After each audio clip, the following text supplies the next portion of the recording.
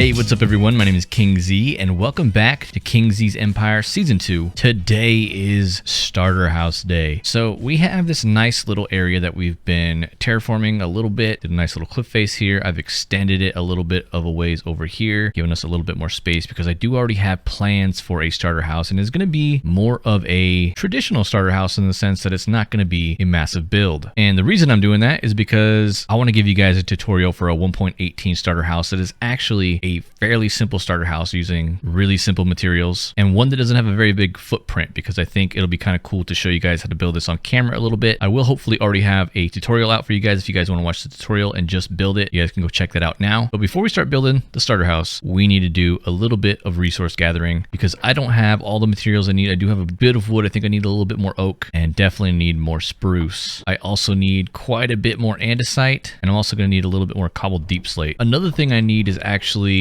some more clay because I do have a lot of bricks in the build that I want to do. So I'm going to do a little bit more resource gathering. So let's cut to the montage.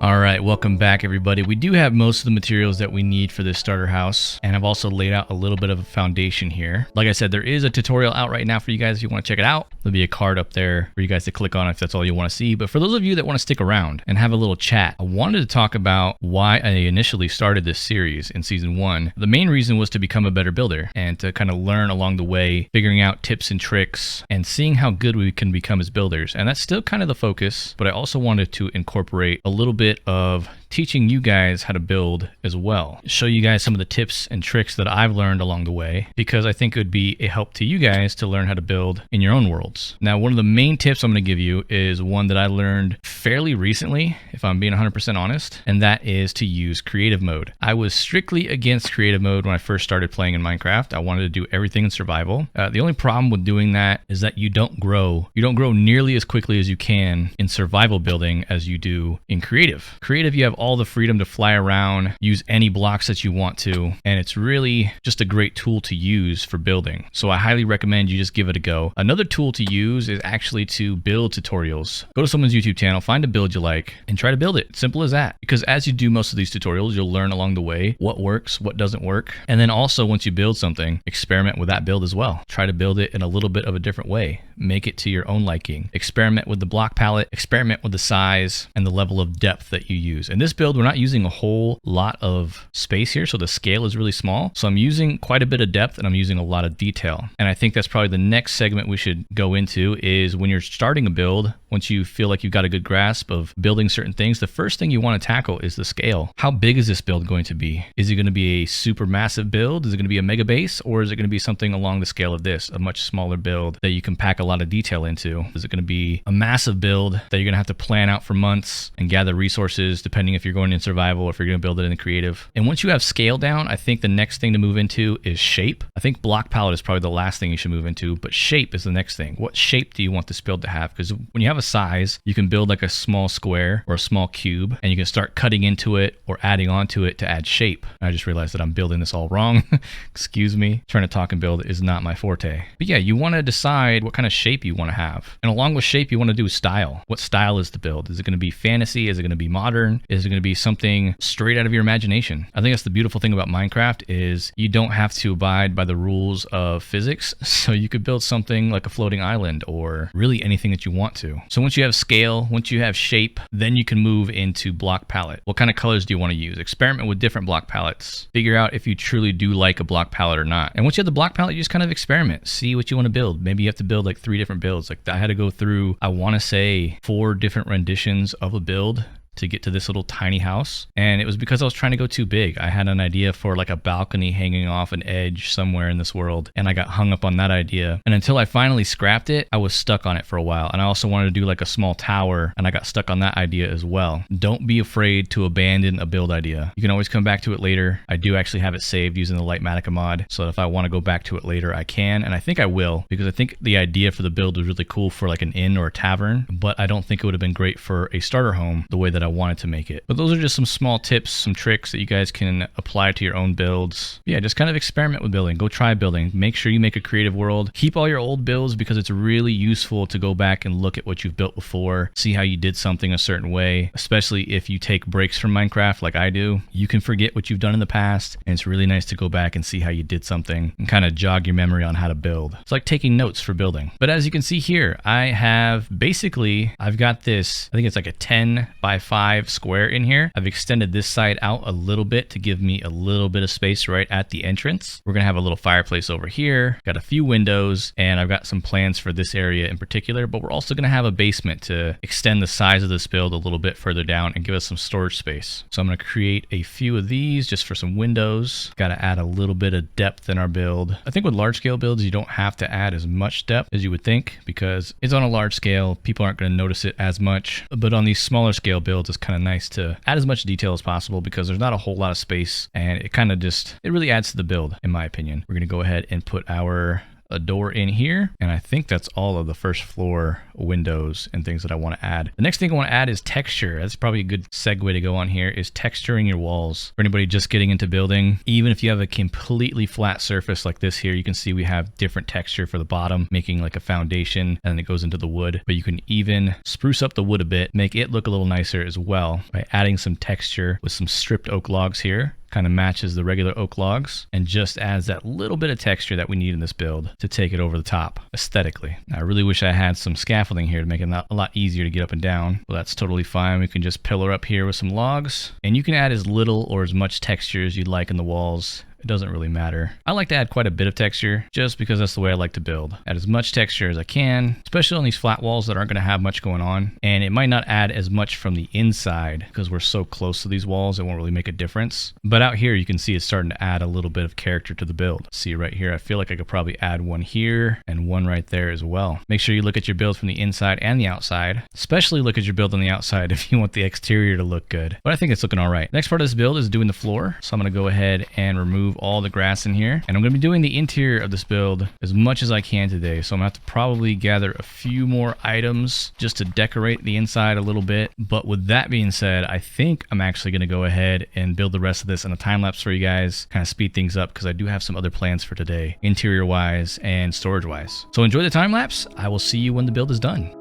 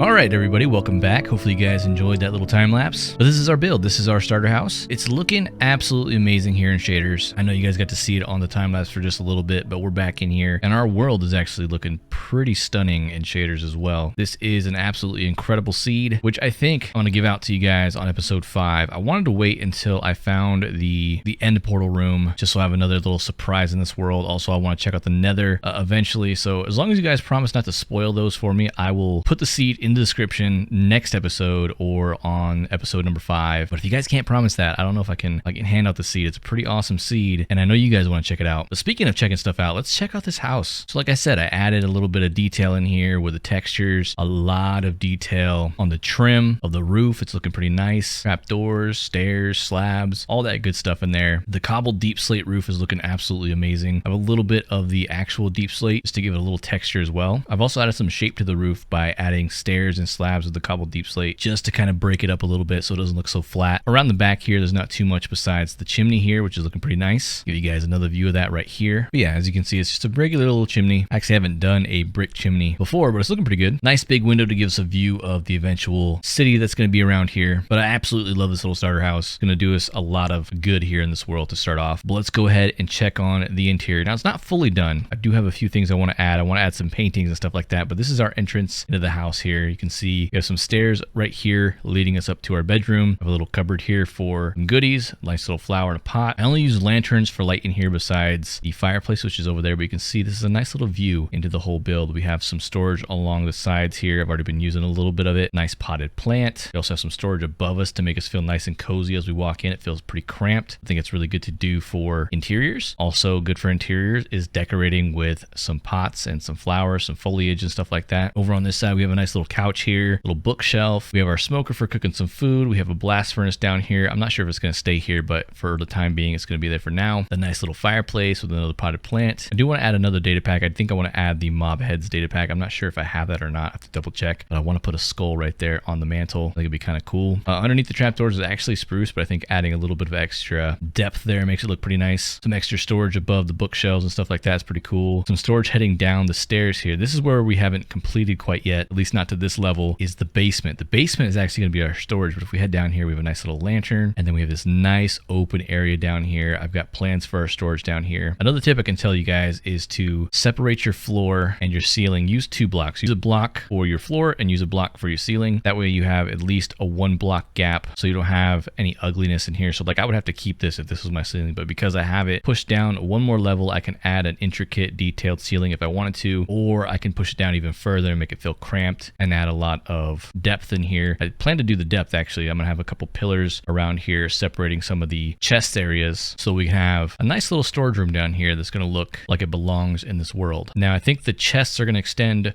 just on this side, and on this staircase area I think I want to have like a little bit of a crafting and smelting area over here. I think it'd be kind of cool. We're probably gonna work on that next. It looks like it's getting dark, but you can see out there we do have a nice little view. I think it'd be kind of cool to see some of the things that I have planned in the future from this little starter house. All right, I've turned the shaders off so I can show you guys the interior without the shaders so you can see how it looks. I know some people don't like shaders. I know some people love shaders. I love shaders for looking at the build that is complete because I think it really adds a lot to it. But as far as playing Minecraft, I definitely like playing without shaders. I like building without shaders because if you can make something look good without shaders, I think it looks absolutely incredible with it. And I definitely love this build without shaders, but even more so with shaders on. Now there's a few things that we need to get done here. I want to gather a few more materials. I want to get some paintings hung up in the house, but the next thing I really want to do is get that storage done. So what I think I'm going to do off camera is get to building down here, and I'll bring you guys back in to show you the finished product. And we're back. Hopefully you guys like that little transition. Hopefully it worked out as well as I thought it would. But this is our storage room. We have 48 double chests in here, not counting this one, which is going to be our little keepsake chest here for us. And then we also have a nice little workstation area over here with some furnaces that we can use. Nothing automated, but we got pretty much everything we need to use in here. And it's looking pretty nice. It's a nice little storage room for us. It's going to do the job for us for the start of this series. Eventually, when we outgrow this area, we'll build ourselves a brand new storage area, hopefully fully automated, or at least something with a little bit more capacity than this. But I think this will do us well for the time being. We also have plenty of barrels around this house, so we can actually use that for storage as well. Got ourselves a grindstone, a stone cutter, smithing table, which hopefully we'll be able to use at some point. And then we also have a brewing stand, which I got in that village over there, which we'll probably check out at a later date. And then add a little bit of decoration up here for ourselves. I want to add some more mossy cobble, mossy stone brick in here to kind of make the place look a little bit better. I might break out some of these or some stairs just to make it look a little bit more broken up. But for right now, I think it's looking fine. I wasn't really going for the broken down look anyways, though now that I think about it, this one right here we can change so we don't have two of them right next to each other. This one too. Like I said, in this series, I'm going to be showing you guys some tips and tricks. I am by no means the greatest builder alive. Like I said, I've learned a few tips and tricks, and I like to share them with you guys along the way, especially when I start learning some more myself, because there's still plenty more that I need to learn about building, and definitely a lot more to learn about redstone. I've moved all of our materials inside. We still have the sugarcane farm out here doing its job. The next thing I want to work on is doing a little bit of terraforming outside, a little bit of decorating out here, make this place really come alive. So hopefully you guys enjoy this nice little time lapse.